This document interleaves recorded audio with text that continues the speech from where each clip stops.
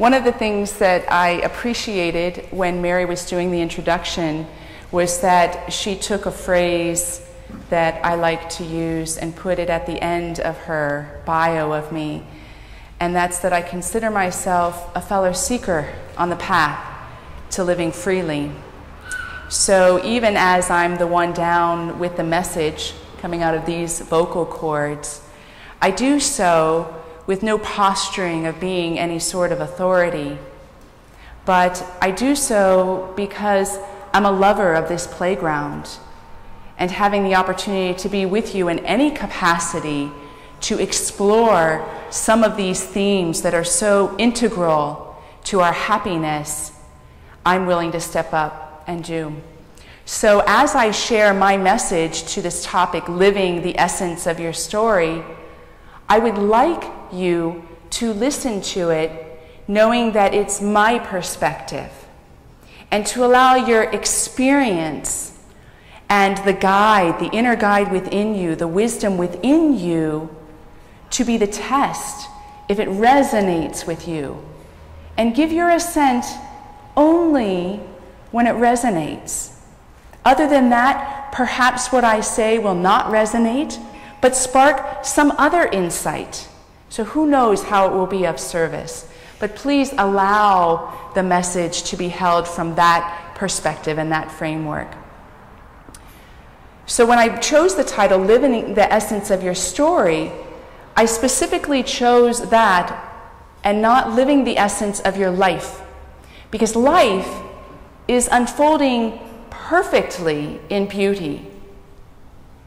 But our stories are our opportunity to engage the quality of our life and life itself.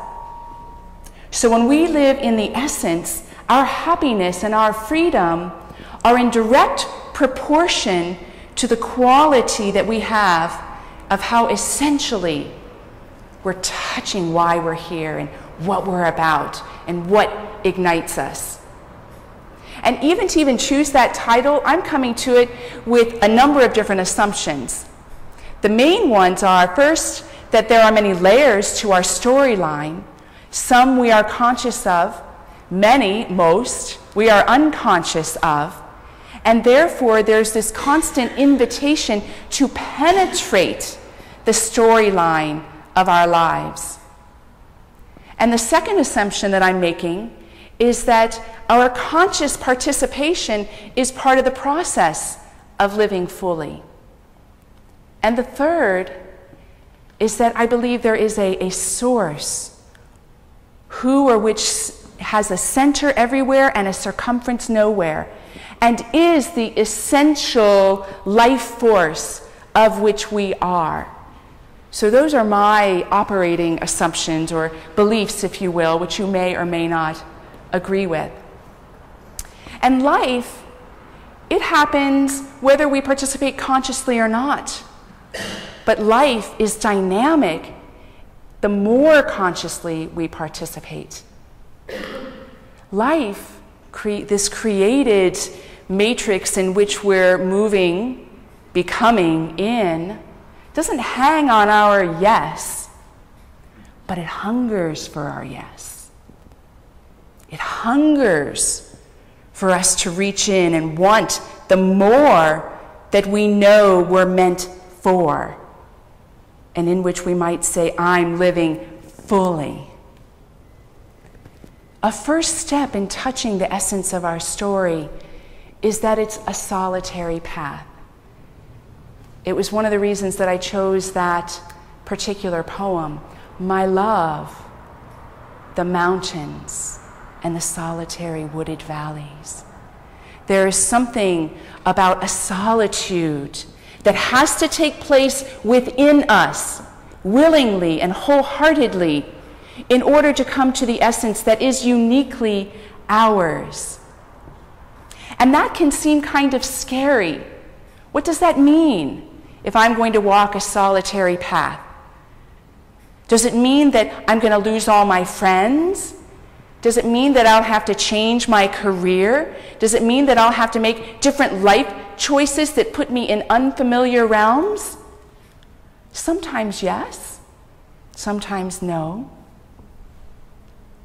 But if you look at the people in our world, both who are living now and who have lived in ages past, that inspire us. In fact, take just a moment in the silence and think of at least one person that you draw inspiration from. And if you hold that image before you, they stand like this column of light, don't they? There's something fiercely independent about the way that they're engaging their lives in the world. Gandhis, Hildegard of Bingen's, Teresa of Avila, Einstein's, all of these people, as they even pass on from their physical lives, become icons and symbols where we even use their names to describe qualities in other people. There is something so dynamic about that presence that is at one and the same time solitary and yet connects with humanity and the world in the largest sense, without the boundaries of I'm this or I'm that, and with the only identification of being as true as they could possibly be to stepping into the fullness of their lives. The solitary path. And each one of us is called to that solitary path. It's the only way. There isn't another way. But it's not something that we need to reach for or grasp for. I love this line in the Hebrew Scriptures. And when I was studying Hebrew Scripture, one of the professors that I was studying with said, you should really substitute the word love for the word law.